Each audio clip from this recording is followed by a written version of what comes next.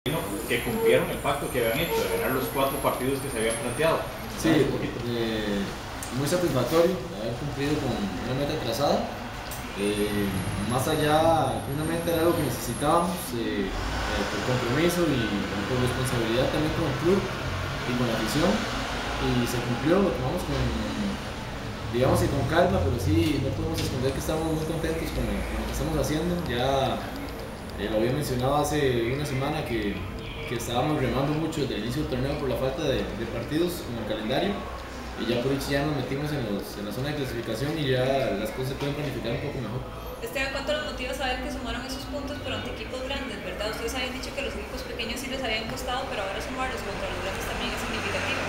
Sí, claro, es más importante quizás porque todo indica, como está la tabla ahorita, de que los partidos de semifinal, en caso de entrar, van a ser contra esos rivales. Nos da confianza, ya sabemos de qué manera les podemos jugar, sabemos que tenemos con qué ganarles, y al habernos trazado una meta de 4 partidos con 2 clásicos incluidos y sacar los 12 puntos, pues nos llena de mucha alegría.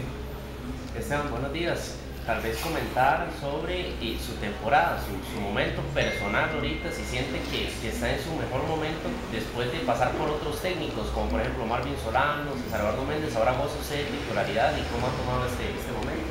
Sí, no sé si es el mejor momento, pero sin duda estoy muy contento con lo que estoy realizando en la cancha. Creo que estoy participando mucho en el juego ofensivo del equipo, que es vital ahorita para lo que pretendemos. La regularidad me la da el cuerpo técnico, yo trato de aprovecharla cuando me toque, y creo que las cosas han salido bien. Por otra parte, los resultados